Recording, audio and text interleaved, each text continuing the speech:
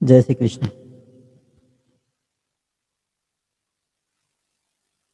सो ऐसे भी रामायण का एक प्रसंग जो था, एक 10-15 मिनट के अंदर पूरा प्रसंग हमको देखना ही था, लेकिन मैंने सोचा कि अभी काफ़ी लोग आने बाकी थे, तो तब तक इसी को पहले चला दिया जाए और फिर बाद में हम कथा का प्रारंभ करें।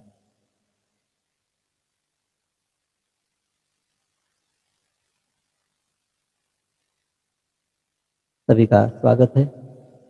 और जब राम कथा की बात आती है, तो राम कथा के अंदर जहाँ जहाँ राम कथा होती है वहाँ हनुमान जी पधारते हैं, ऐसी मान्यता भी है और कई लोगों के अनुभव है, अनुभूतियाँ भी हैं। तो हम शुरुआत करते हैं हनुमान चालीसा से। तो सभी लोग हनुमान चालीसा के अंदर मनोभाव से सहभाग ले। जिनको आती है वह श्रवण करे, जिनको नहीं आती वो श्रवण करे, और जिनको आती है वह सहभाग ले। हनुमान चालीसा।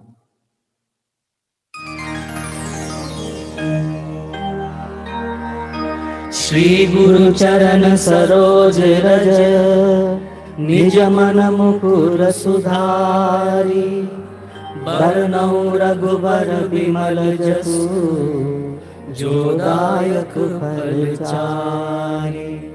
बुद्धिहीन तनु जानिके सुमिरो पवन कुमार, बल बुद्धि विद्या देहु मोहि हरहु कलेश विकार।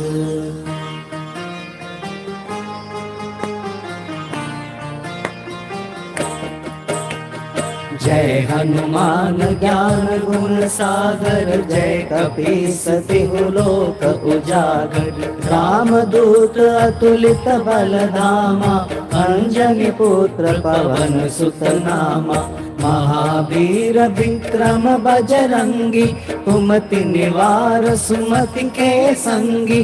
कंचन बरन विराज सुबेसा, कानन कुंडल कुंचित केसा। हाथ वज्र और ध्वजा बिराजे, कांधे मूज जनेऊ साजे। शंकर सुवन केसरी नंदन, तेज प्रताप महाजगवंदन।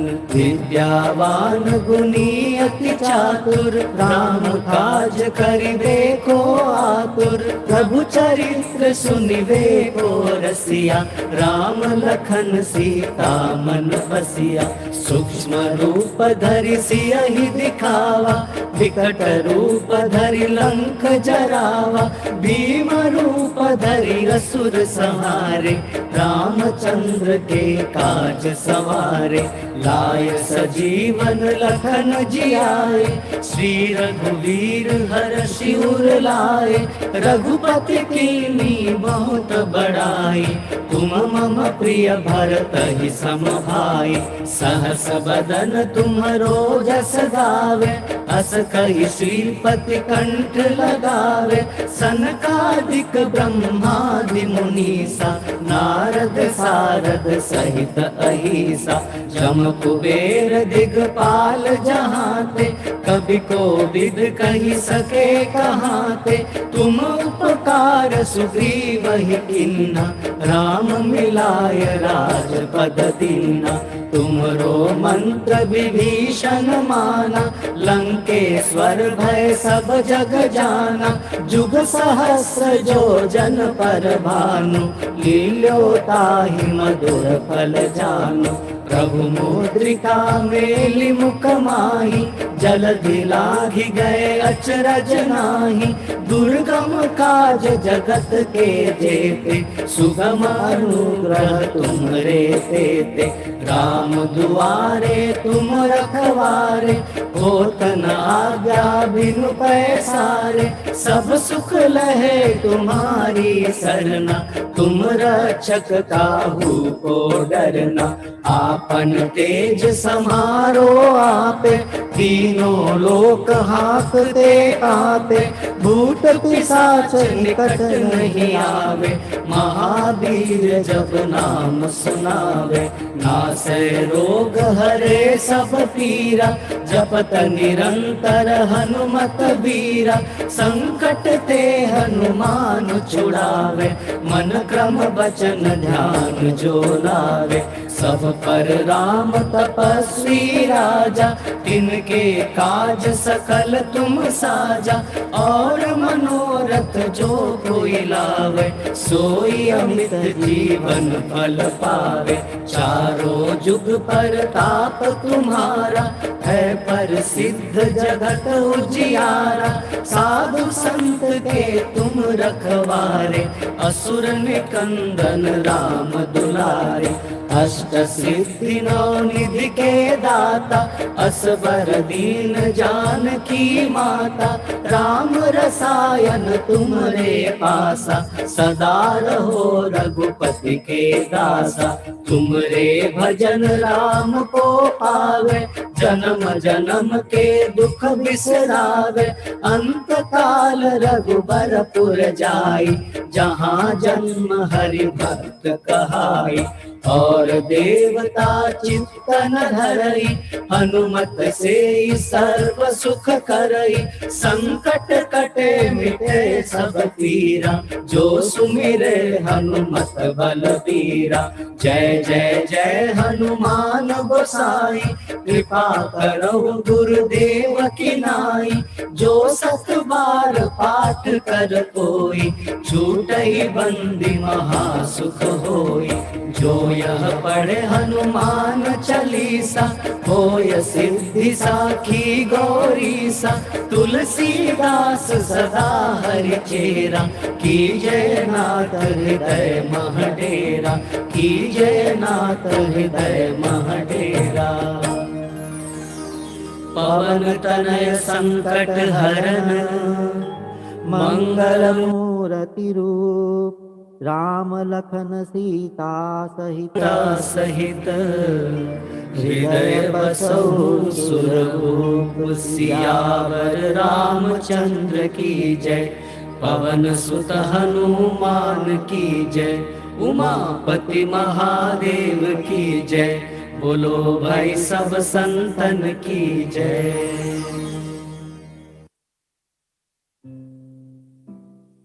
सर्वे सुखिनः सन्तु, सर्वे सन्तु निरामया।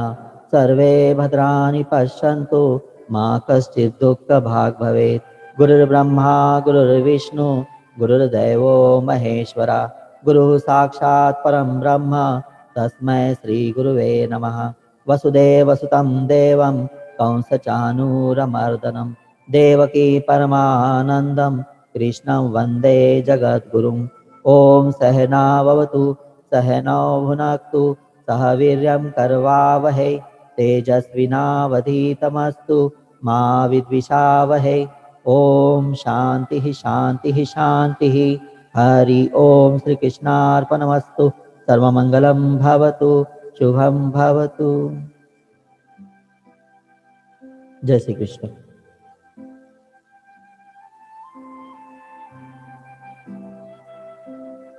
रामनवमी के इस पावन पर्व पर आप सभी को राम नवमी की हार्दिक शुभकामनाएं।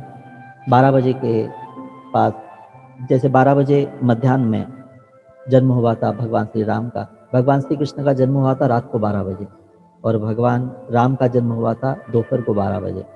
तो दोपहर को 12 बजे हम ध्यान के अंदर, मेडिटेशन के अंदर राम का जन्म करवाएंगे आपके, और उसके बाद हम राम जी की आरती भी करेंगे। आपकी तरफ से राम जी को यहाँ पे झूला भी देंगे। राम लला जी यहाँ पे विराजमान है। लेकिन सबके मन में होगा कि आज हमेशा मेरे हर सेशन में यहाँ पे भगवान श्री कृष्ण विराजते हैं, तो आज भगवान श्री कृष्ण कहाँ पे है? तो भगवान श्री कृष्ण को आज सामने स्थान दिया है। भगवान श्री कृष्ण हमारे सामने हैं और राम जी यहाँ पे है। आज भगवान श्री कृष्ण भी राम जी की कथा सुनेंगे आपके साथ साथ। तो अभी देखो ना, अब अगर समझो राम कृष्ण जी की मूर्ति है और कृष्ण जी की मूर्ति में से अगर बांसुरी निकाल ले और उनके हाथों में धनुष बांध दे दे, तो वही कृष्ण आपको राम नजर आएंगे, अंतर ही नजर नहीं आएगा। और अंतर हो भी क्यों? है तो भगवान विष्णु के, नारायण के ही स्वरूप। एक ने त्रेता युग के अंदर जन्म लिया था, एक ने द्वापर युग के अंदर जन्म लिया था। और फिर और एक जन्म होने वाला है कलयुग के अंदर। अभी कलयुग के तो 5-6 हजार साल ही हुए हैं, अभी तो और न जाने कितने हजार साल लगेंगे। हो सकता है सैकड़ों सालों में भगवान को जब लगे कि धरती के ऊपर वापस जन्म लेना है, तो कल की अवतार भगवान नारायण का, कृष्ण जी का अभी कलयुग के अंदर होना बाकी है।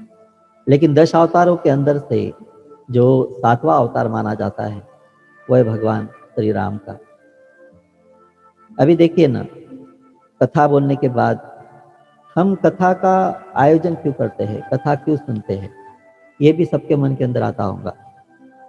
और वास्तव के अंदर जिस ऐसे किसी ने कहा है, मैंने सुना है किसी प्रवचन के अंदर, संत के अंदर, मुझे बात याद आती है कि जिस कान के अंदर कभी भगवान की कथा न जाती हो, वो कान कान नहीं है, सांप के बिल है।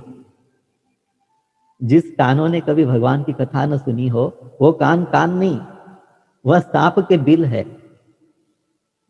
और जिन आंखों ने भगवान के दर्शन न किए हो मन भर कर, मंदिरों में जाकर, तीर्थ क्षेत्रों के अंदर जाकर, ध्यान के अंदर, तो जिन आंखों ने भगवान के दर्शन न किए हो, उनकी आंखें नहीं है, वो केवल मोर पंख की आंख मात्र है, मनुष्य की आंख नहीं है।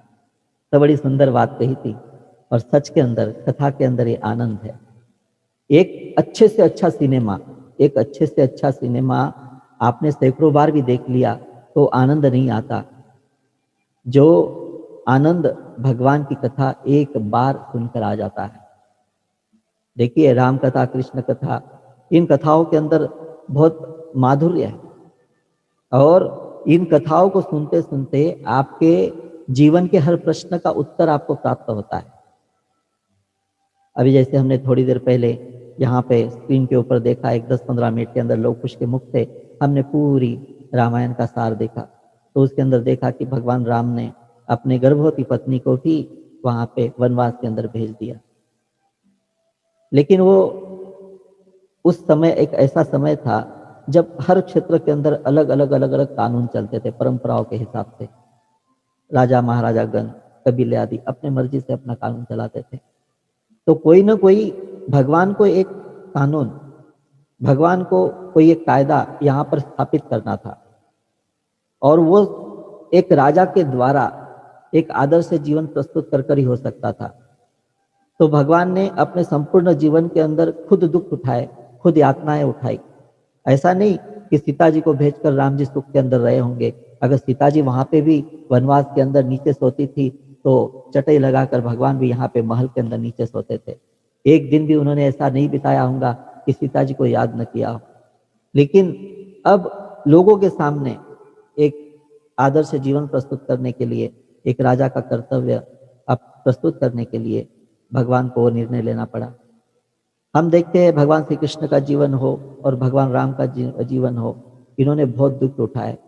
हालांकि परमात्मा थे, अपने मर्जी के हिसाब से अपनी कहानी लिख सकते थे, लिखवा सकते थे, जी सकते थे, लेकिन नहीं। जब मनुष्य के रूप के अंदर जन्म लिया है, तो मनुष्य के जैसे उतार चढ़ाव उन्होंने अपने जीवन के अंदर देखे और उस जीवन से आपको कुछ सिखाना चाहा। तो अभी ये भी बात आती है कि हम कथा तो अनेकों बार सुनते हैं जीवन के अंदर, लेकिन भगवान राम का और कृष्ण का जन्म हर साल क्यों मनाया जाता है? हर बार राम का जन्म क्यों, कृष्ण का जन्म क्यों, घरों घरों के अंदर मनाने का, मंदिरों के अंदर मनाने का रिवाज क्यों है, किस लिए है? ये बात भी आपके मन के अंदर आती होंगी। देखिए, हम हमारा बर्थडे मनाते हैं, मनाते कि नहीं मनाते? हमारा जन्मदिन मनाते हैं। पहले तिथियों के अनुसार मनाया जाता था और आजकल अंग्रेजी कैलेंडर के अनुसार मनाया जाता है। ठीक है, जो भी हो, लेकिन आप मनाते हो। तो क्यों? एक साधारण मनुष्य है हम लोग, एक साधारण मनुष्य है, और एक मनुष्य होते हुए हम अपना जन्म हर साल मनाते हैं। और जितने भी महापुरुष, साधु संत, महात्मा जो हुए हैं और जो अभी स्वर्गवास या वैकुंठवास सिधार चुके हैं, तो जो धरा पर नहीं है, उनकी भी जयंतियां मनाई जाती है। क्यों मनाई जाती है? एक लौकिक पुरुष का स्त्री का जन्म मनाने का उद्देश्य, हम अपने जन्म का आनंद मना रहे हैं। हम क्या कर रहे हैं? हमारे जन्म का आनंद मना रहे हैं। क्यों मना रहे हैं? क्योंकि हमने मनुष्य का जन्म पाया है। और उसके लिए आपको आत्मा, सॉरी, भगवान के जन्म के अंदर और हमारे जन्म के अंदर अंतर क्या है, वो भी समझना होगा। भगवान के जन्म के अंदर और हमारे जन्म के अंदर अंतर क्या है? हम भी माँ के गर्भ के भीतर आए थे, भगवान राम भी कौशल्या के गर्भ के भीतर आए थे, भगवान कृष्ण भी देवकी के गर्भ के भीतर आए थे। तो गर्भ के भीतर तो वो भी आए मनुष्य की तरह, हम भी आए। तो अंतर क्या है हमारे जन्म के अंदर और भगवान के जन्म के अंदर? अंतर यह है कि हम माँ के गर्भ के भीतर आत्मा के रूप में प्रवेशित हुए थे और भगवान जब गर्भ के भीतर प्रवेशित हुए थे कौशल्या के और देवकी के, तब परमात्मा के रूप में प्रवेशित हुए थे। यानी आत्मा और परमात्मा के अंदर का अंतर, ये हमारे और भगवान के जन्म के भीतर का अंतर है। और आत्मा के रूप में प्रवेश हुए थे तो जो आत्मा गर्भ के भीतर आती है, या हमारी जो आत्मा है जो आपके भीतर है, तो उस आत्मा के भीतर, एक आत्मा के भीतर ऐसे कहा गया है शास्त्रों के अंदर कि एक आत्मा के भीतर कितनी ताकत है, यानी कि पूरे सूर्य को 180 दिनों तक प्रकाश दे सके, इतनी शक्ति एक सिंगल आत्मा के भीतर है, जो आपके भीतर हमारे भीतर है। उस आत्मा की बात कर रहा हूं। और परमात्मा तो ऐसी अनंत आत्माओं का पुंज है, अनंत आत्माओं का पुंज है। तो उस परमात्मा के भीतर तो इतनी प्रकाश की शक्ति है कि वो सैकड़ों ब्रह्मांडों को प्रकाश दे सके, वो भी 180 दिनों तक नहीं, अनंत काल तक, जब तक ब्रह्मांड है तब तक, और ब्रह्मांड अविनाशी। तो वो परमात्मा जब कौशल्या जी के गर्भ के भीतर आए, देवकी जी के गर्भ के भीतर आए, तो जरा सोचिए कि वो कितनी बड़ी अनुपम घटना होगी। युगों तक प्रतीक्षा करनी पड़ती है ऐसी घटना के लिए, युगों तक।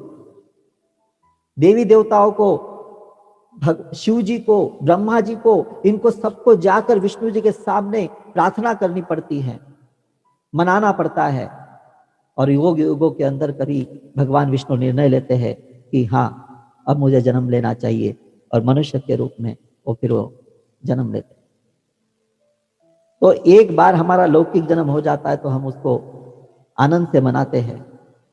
तो जो युगों के अंदर घटना घटने वाली है, भगवान का जन्म होने वाला है, तो बार बार भगवान जन्म नहीं ले सकते। इसलिए घर घर के अंदर हर साल रामनवमी को और जन्माष्टमी को राम का जन्म और भगवान श्री कृष्ण का जन्म मनाया जाता है। तो अभी मैं थोड़ा सा कहानी की तरफ मुड़ता हूँ, क्योंकि 12 बजे तक तकरीबन हमको समय साधना है, क्योंकि आज 12:30 बजे तक भगवान श्री राम के जन्म का समय दिया है। तो हम 12:15 बजे तक खत्म करेंगे, उसके बाद आप भी अपने घर में आरती आदि कर सकते हो। तो ठीक, अभी हम भी यहाँ पे आरती करने वाले हैं। तो देखिए, सबसे पहले रामायण, राम की कथा किसने सुनी और किसने सुनाई? तो शास्त्रों के अनुसार सबसे पहले रामायण की कथा शिव जी ने सुनाई है। किसको सुनाई है? माता पार्वती को, माँ शक्ति को। तो जिस दिन पार्वती जी ने राम कथा सुनने की इच्छा जताई, तब भगवान शिव अत्यंत भाव विभोर हो गए, आनंदित हो गए, और कहने लगे कि आज आपने मुझ पर जो उपकार किया है वो अनंत कालों तक स्मरण के अंदर रहेगा। माता पार्वती कहने लगी कि स्वामी, मैं आपके ऊपर उपकार करूं इतनी तो बड़ी मैं हूं नहीं। लेकिन शिव जी है कि बहुत आदर करने लगे, सम्मान करने लगे, क्योंकि आज इसलिए आपने मुझ पे उपकार किया है कि इस विश्व के अंदर सबसे मधुरता, सबसे माधुर्य अगर किसी के अंदर है तो राम कथा के अंदर है, और आज आपने राम कथा सुनने की इच्छा जताई है, इसलिए आज आपका आदर करने का मन कर रहा है। ऐसे तो आदर बड़े छोटों का नहीं करते, छोटे बड़ों का किया करते हैं। और बड़े क्या करते हैं? बड़े अपना स्नेह, अपना प्रेम बरसाते हैं, अपनी ममता बरसाते हैं छोटों के ऊपर, और वो आदर से भी बड़ी होती है चीज। तो यहाँ पे पार्वती जी को उन्होंने राम कथा सुनाई है, और बाद में वाल्मीकि के द्वारा महर्षि वाल्मीकि के द्वारा रामायण लिखाई गई है। और जिस राम कथा को बहुत मान्यता है भारतवर्ष के अंदर, विश्व के अंदर, वो रामचरितमानस तुलसीदास जी ने जो लिखी है उसको भी। उतनी ही मान्यता है। फिर अन्य भी रामायण के ग्रंथ है, दक्षिण के तरफ एक अलग ग्रंथ को अधिक मान्यता दी है, लेकिन अब इतना समय हमारे पास नहीं है चर्चा करने के लिए। अभी अयोध्या नगरी, पावन नगरी, एक सुंदर नगरी, एक समृद्ध नगरी, जहाँ पे राजा दशरथ, जिनको 3 पत्नियां, कौशल्या, कैकेयी और सुमित्रा जी, ये तीनों रानियां, लेकिन इतनी धन संपदा, वैभव और चक्रवर्ती सम्राट होने के बावजूद राजा दशरथ के जीवन के अंदर एक अभाव था, एक दुख की घड़ी थी। क्योंकि जब जब उसके मन के अंदर आता कि मुझे संतान नहीं है, इतना वैभवशाली वंश परंपरा और आगे इस वंश परंपरा को निभाने के लिए एक भी संतान नहीं, तो राजा दशरथ गए हैं और अपने गुरु वशिष्ठ के सामने अपनी मनोकामना रखी है। देखिए कितनी सुंदर बात है कि कौन सी बात किसको बतानी चाहिए, ये बहुत महत्वपूर्ण है। हम है कि अपने व्यक्तिगत बातें अयोग्य व्यक्तियों के सामने रख देते हैं और अपना ही उपहास करके ले लेते हैं। इसलिए जीवन के अंदर इस बात का ध्यान रखना चाहिए कि हम कौन सी बात किसके सामने प्रस्तुत कर रहे हैं। हर बात हर किसी के सामने रखने के लिए नहीं होती।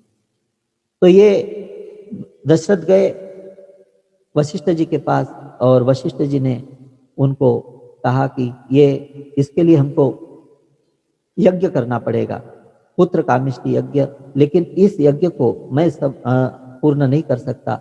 इसके लिए श्रृंगी मुनि को हमको बुलवाना पड़ेगा और उनके हाथों से करवाना पड़ेगा।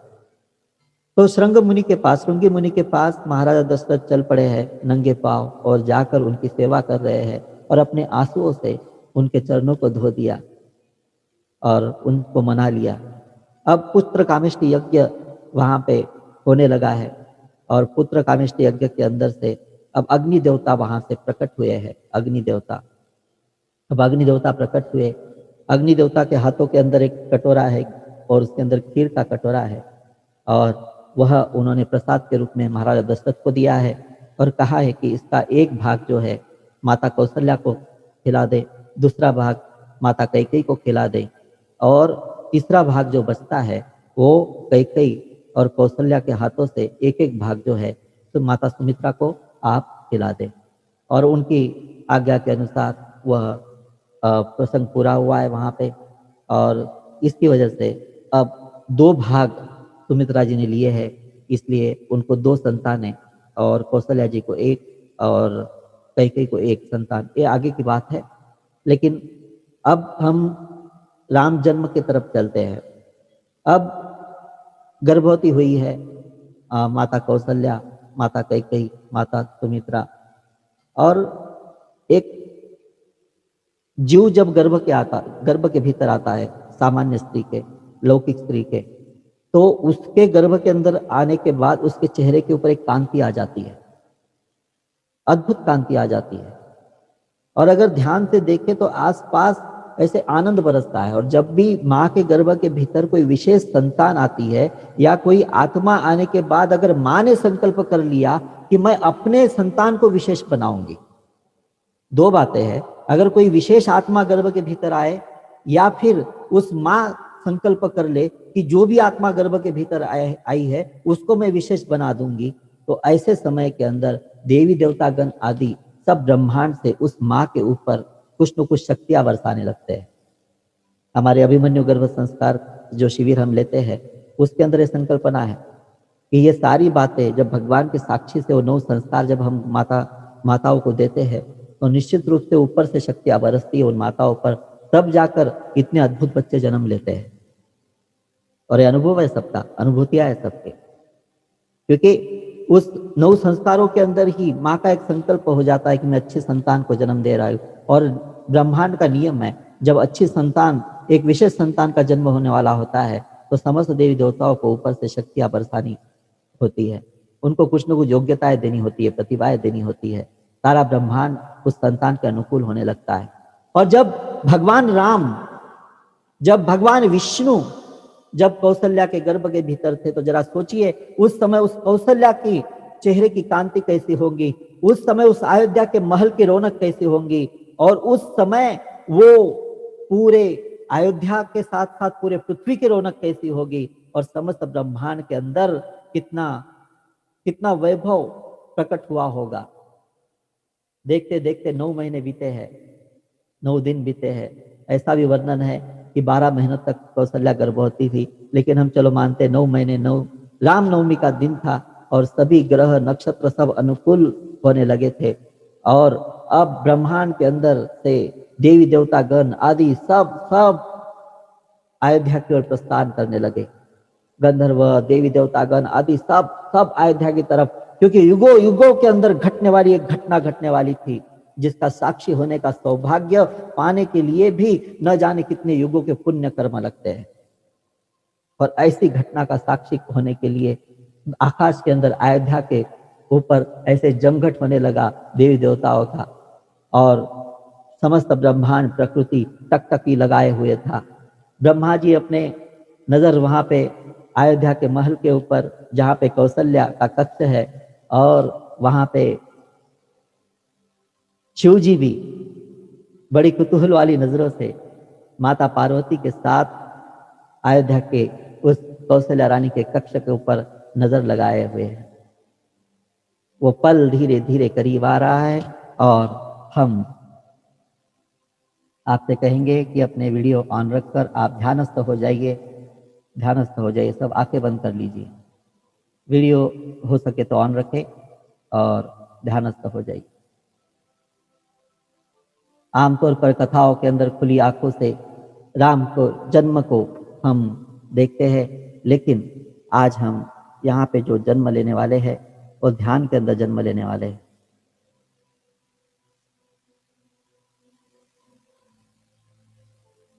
आंखें बंद करें।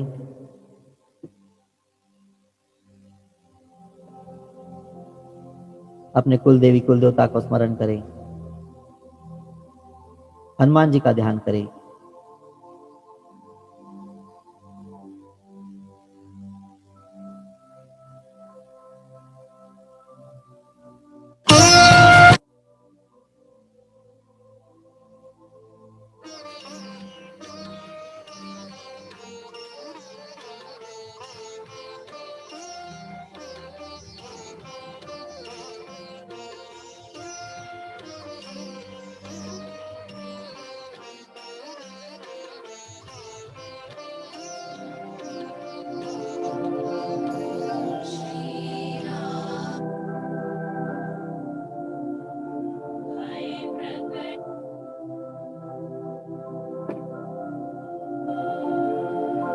भगवान शिव का ध्यान है अयोध्या की तरफ, ब्रह्मा जी का ध्यान है अयोध्या की तरफ और समस्त ब्रह्मांड से देवी देवतागण निहार रहे हैं उस महल को। अयोध्या के आसपास की जितनी भी पहाड़ियां है, पर्वत है, वो रत्नों के जैसे जगमगाने लगी है। एक साथ सभी वृक्षों पर सभी ऋतुओं के फल प्रकट होने लगे हैं। सभी पौधों पर सभी ऋतुओं के फूल प्रकट होने लगे हैं। सरयू का किनारा एक प्रकाश से जगमगा उठा है। समस्त नदियां अमृत के जैसे आनंदित होकर पुलकित होकर बहने लगी है। समुद्र की लहरें आनंद से मचल रही है। अद्भुत अयोध्या की समस्त स्त्रियों के गर्भ के अंदर भी एक चेतना सी जागृत हुई है। हर स्त्री को ऐसा लग रहा है कि मेरे गर्भ के भीतर प्रकाश प्रकट हो रहा है, क्योंकि अनंत आत्माओं के पुंज है परमात्मा। उन्हीं परमात्मा के प्रकट स्वरूप है नारायण। और जब नारायण ऐसी अनंत आत्माओं का अस्तित्व लेकर कौशल्या के गर्भ के भीतर उपस्थित है, तो स्वाभाविक है कि समस्त स्त्रियों के गर्भ के भीतर भी एक प्रकाश अनुभव हो रहा है। अयोध्या के सभी पुरुषों के, समस्त ऋषि मुनियों के, तपस्विनियों के हृदय के अंदर, समस्त भक्तों के हृदय के अंदर एक आनंद पुलकित हो चुका है। सभी को समझ नहीं आ रहा। अयोध्या में तो पता है सबको कि किसी घड़ी के अंदर अयोध्या के राजकुमार का जन्म होने वाला है, परंतु दूर दराज के अंदर जिनको पता भी नहीं था कि भगवान राम जन्म लेने वाले हैं, उनके भी हृदय के अंदर एक आनंद छाने लगा। एक अद्भुत परमानंद की अनुभूति होने लगी है।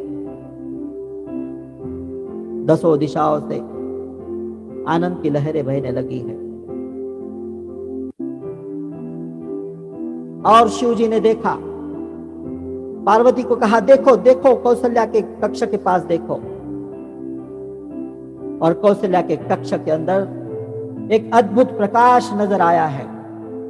कौशल्या रानी, कौशल्या माता अकेली है, कक्ष के अंदर कोई नहीं है। और कक्ष के अंदर भगवान श्री राम का जन्म हुआ है। भगवान श्री राम प्रकट हुए हैं। दीन दयाला कौशल्या हितकारी, हर्षित महतारी, मुनि मनहारी, अद्भुत रूप विचारी। कौशल्या के उस कक्ष के अंदर भगवान कौशल्या के गर्भ से प्रकाश के रूप के अंदर भव्य दिव्य आकार लेकर प्रकट हुए हैं, भव्य दिव्य आकार लेकर। और कौशल्या रानी देखती हुई भगवान चतुर्भुज स्वरूप के अंदर, चतुर्भुज स्वरूप के अंदर वहां पे सामने उपस्थित है। इतने बड़े शिशु कौशल्या अवाक होकर देख रही है। अद्भुत भगवान चतुर्भुज स्वरूप के अंदर, दिव्य स्वरूप के अंदर वहां पे उपस्थित। तनु घन श्यामा, निज आयुध भुज चारी, भूषण बनमाला, नयन विशाला, शोभा सिंधु करारी, कह दुई कर जोरी, स्तुति तोरी, यही विधि करो अनंता, माया गुण ज्ञाना, तीत अमाना, वेद पुराण भनंता, करुणा सुख सागर, सब गुण आगर, जेहि गावहि श्रुति संता, सो मम हित लागी, जन अनुरागी, भय प्रकट श्रीकंता, ब्रह्मांड निकाया, निर्मित माया, रोम रोम प्रतिवेद करे, मम उर सोबासी, यह उपहासी, सुनत धीर मति धीर न रहे, उपजा जब ज्ञाना, प्रभु मुस्काना, चरित बहुत विधि कीन चहे, कही कथा सुहाई, मातु बुझाई, जेहि प्रकार सुत प्रेम लहे। और कौशल्या माता उस दिव्य स्वरूप को देखकर प्रसन्न होती हुई और कहती हुई कि इस स्वरूप के अंदर तो हमने आपको नहीं मांगा था। पूर्व जन्म के अंदर आपने हमको वरदान दिया था कि आप हमारे बेटे बनकर आएंगे, और आप इस दिव्य स्वरूप के अंदर आ गए, चतुर्भुज स्वरूप के अंदर। मैं आपको शिशु रूप के अंदर देखना चाहती हूँ, तो क्या करूं माँ? पहली बार जन्म लिया है माँ के गर्भ के भीतर से, पता नहीं था। आप कहो क्या करूं, बताओ। सबसे पहले तो ये चतुर्भुज है, वो दो भुजा कर दीजिए आपकी। तो लो, राम जी ने दो भुजाएं कर दी। अब कहा कि इतने बड़े स्वरूप के अंदर नहीं, आप छोटे हो जाओ, शिशु स्वरूप के अंदर हो जाओ। तो भगवान मुस्कुराए और शिशु स्वरूप के अंदर हो गए और मुस्कुरा रहे थे। तो माता कौशल्या ने कहा कि आप तो मुस्कुरा रहे हो, मुस्कुराओ नहीं, आप रो। जब भी कोई शिशु जन्म लेता है वो रोता है, आप रोइए। मां, मैं क्यों रोऊं, मुझे कौन सा दुख है, मैं क्यों रोऊं मां, इसलिए रो। अरे नहीं, जब एक शिशु जन्म लेता है तो वो रोता है, तो आपको भी रोना होगा, इसलिए रो लो। कि कोई भक्त भक्ति के अंदर, आपकी प्रतीक्षा के अंदर आंसू बहा रहे हो तो उनके लिए आंसू ला लो, या कोई इस धरा के ऊपर दुख के अंदर दिन बिता रहा है और रो रहा है तो उसके लिए रो लो, लेकिन रो। और जब माता कौशल्या ने के अंदर रोने का अनुरोध किया तो भगवान अब रोने लगे हैं। माता पुनि बोली सोमति डोली, तजहु तात यह रूपा, कीजे शिशु लीला अति प्रियशीला, यह सुख परम अनुपा। सुन वचन सुजाना रोदन ठाना, हुई बालक सुर भूपा। यह चरित जे गावही हरि पद पावही, तेन परहि भव कृपा। विप्र धेनु सुर संगहित, लीन मनुज अवतार, निज इच्छा निर्मित तनु, माया गुण गोपाल। सियावर रामचंद्र की जय। और भगवान रोने लगे हैं। अब रो रहे हैं तो चुप ही नहीं हो रहे। और जैसी रोने की आवाज कक्ष को कान लगाए खड़ी थी दासिया, कुछ दासियां महाराज के पास भागी है, कुछ कक्ष के अंदर आई है सेवा के लिए, और वहां पे महाराज के पास दौड़ती दौड़ती कि महाराज महाराज आपके लाला का जन्म हुआ है, महाराज लाला का जन्म हुआ है।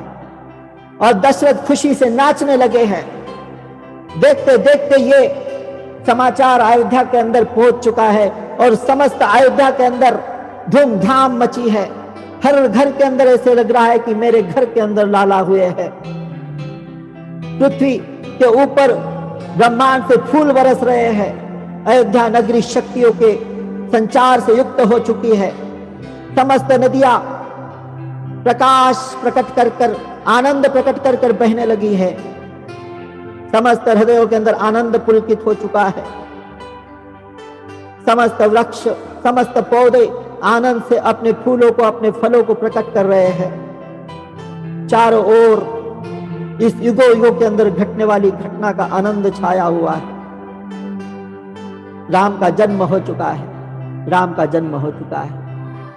कौशल्या के मुख के अंदर एक आनंद की परिसीमा, अपने बाल स्वरूप को देखकर, अपने राम के बाल स्वरूप को देखकर कितना आनंदित होती है कोई मां पहली बार अपने सीने से अपने पुत्र को लगाकर, अपनी संतान को लगाकर। और राम के साथ साथ उधर कैकेयी के गर्भ से भरत जी ने जन्म लिया है और सुमित्रा के गर्भ से लक्ष्मण जी और शत्रुघ्न जी ने जन्म लिया है। परमात्मा का जन्म हुआ है। कभी हमारा भी जन्म हुआ था अपने मां के गर्भ से, इसलिए हम अपने जन्म को मनाते हैं, जन्मदिन को मनाते हैं। और आज परमात्मा का जन्म है, इसलिए परमात्मा के जन्म को मना रहे हैं। देखो कितना आनंद ही आनंद छाया है उस पृथ्वी के ऊपर। आप भी आज साक्षी बन गए हो। इस ध्यान की सीमाओं को लांघकर उस काल के अंदर पहुंच चुके हो सब लोग, जब भगवान राम का जन्म हुआ था। और वो आनंद आहा, जन्म जन्मांतर के पुण्य कर्मों से प्राप्त होता है ऐसा आनंद हम सबको प्राप्त हो रहा है। भगवान राम का जन्म हुआ है।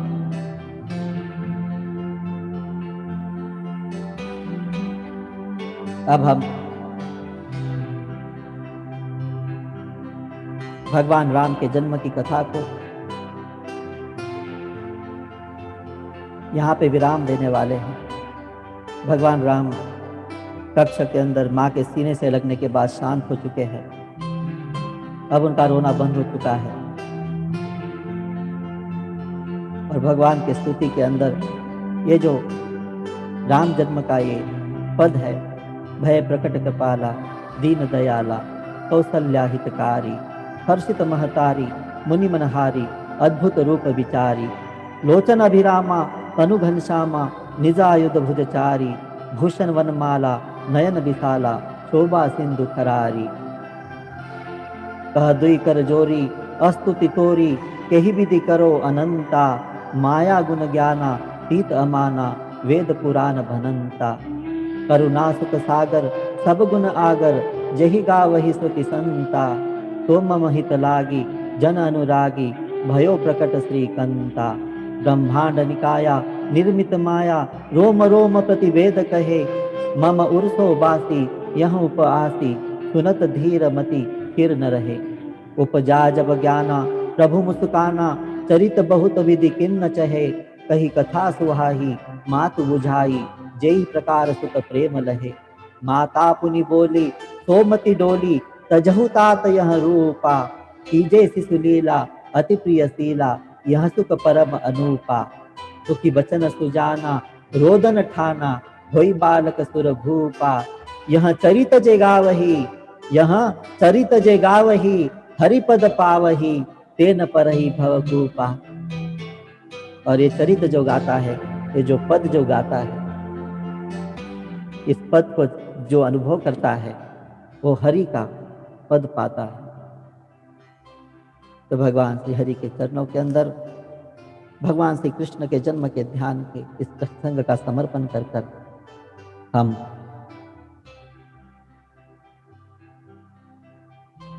सभी को राम जन्म की बधाई देते हैं और सब मन ही मन भगवान के किसी भी स्वरूप को, बाल स्वरूप को या युवा स्वरूप को, युगल स्वरूप को याद कर कर आप उनको मन ही मन नमन करें, उनका अभिनंदन करें, हाथों का घर्षण करें, चेहरे पे घुमाओ, आंखों पे घुमाएं, धीरे से अपनी आंखें खोलें।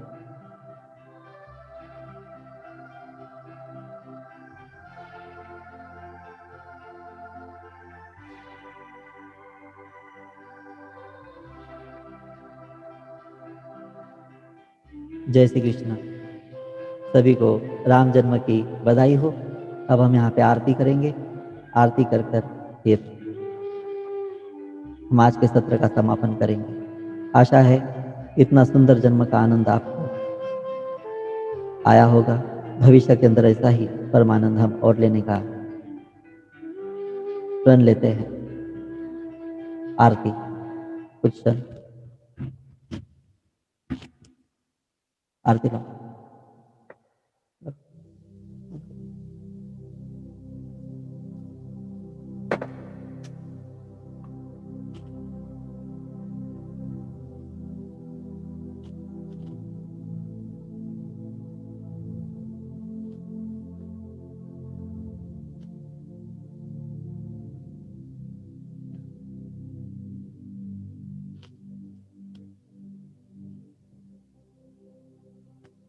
अगरबत्ती ला।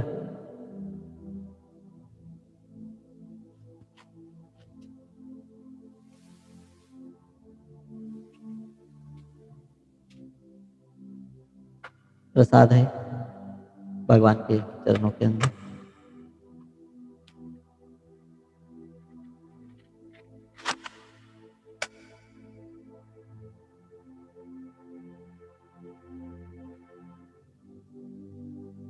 सुहानी झूला दो, भगवान को झूला दो। चलो भगवान का झूला दे रहे हैं हम सभी की ओर से, आपको सबको दिखाई दे रहा है।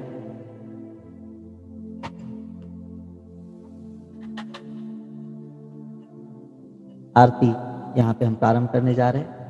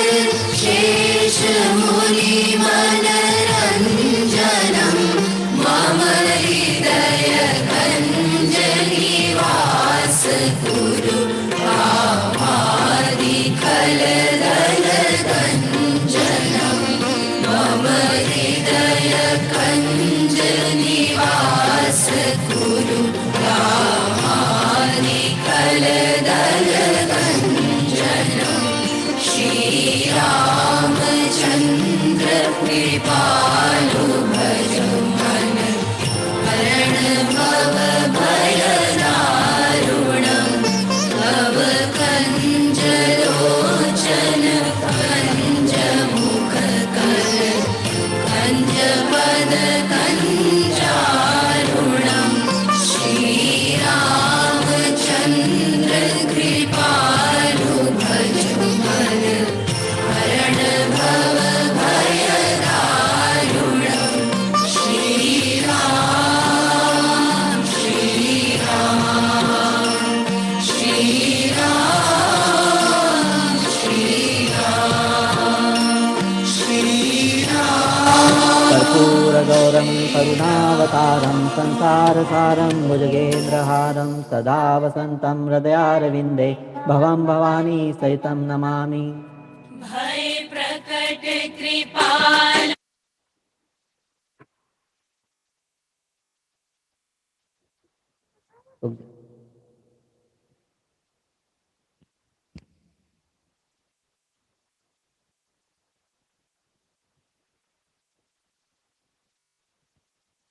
सभी को आरती दे रहे, आरती ले लें।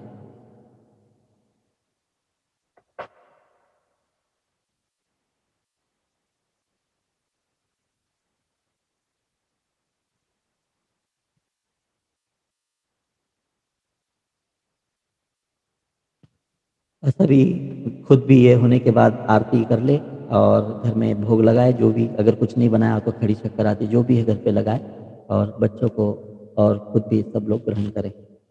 सभी को राम जन्म पर बहुत बहुत बधाई हो। मन तो है और भी थोड़ा सा समय लूँ, लेकिन सभी के घर के अंदर भी आरती वगैरह होनी है। तुलसी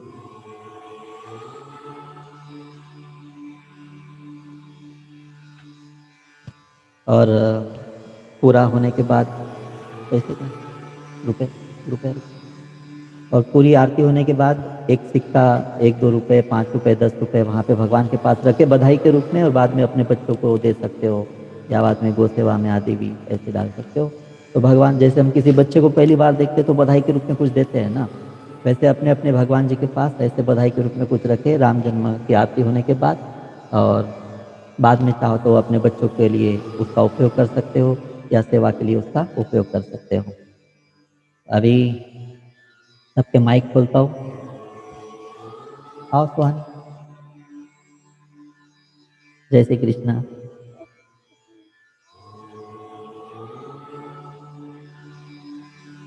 सभी को राम जन्म की बधाइयाँ। जय श्री कृष्ण। राम जन्म की बधाई। माइक। जय श्री कृष्ण सर। जय चलो श्री जय श्री सब कृष्ण लोग सर। राम बोल जन्म सकते की हो। हार्दिक शुभकामनाएं सभी को। हाँ, जय सभी श्री को कृष्णा। राम जन्म शुभकामनाएं। की आपको सबको बधाई हो। सभी को बधाई। जय श्री कृष्ण राम। जय श्री कृष्णा। जय श्री कृष्णा। इसकी वीडियो इसकी रिकॉर्डिंग रिलीज जय कर श्री रहा हूँ मैं कृष्णा। दोपहर तक, सबको मिलेगी रिकॉर्डिंग इसकी। जय श्री कृष्णा। जय श्री कृष्णा। जय श्री जय कृष्ण। श्री जय श्री कृष्णा। जय कृष्ण श्री सर। कृष्ण। राम जय जन्म श्री की कृष्ण। बधाई आपको। जय श्री कृष्णा। जय जय श्री श्री कृष्णा, कृष्ण। जय श्री राम। जय श्री कृष्ण सर। रामनवमी की हार्दिक शुभेच्छा। सभी को शुभकामनाएं। ऐसा लगा अयोध्या पहुंच गए। अयोध्या पहुंच गए ऐसा लगा। अयोध्या पहुंच गए, अरे वाह वाह, बहुत अच्छी बात है।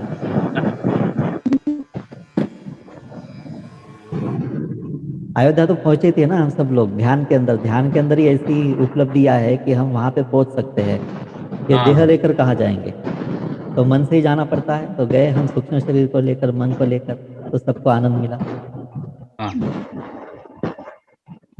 चलो जय श्री चलो, कृष्ण सभी भैया। को फिर से एक बार पुनः से अपना अभिप्राय डालिए, राम लल्ला कैसे के लगा आज जन्म की आपको, और हार्दिक बधाई। तो मैं प्रतीक्षा करूंगा, अपने अपने ग्रुप के अंदर डालिए। सभी को पुनः से एक बार बधाई। जय श्री कृष्ण। जय श्री राम। जय जय श्री श्री राम। कृष्ण। जय श्री राम। जय श्री राम।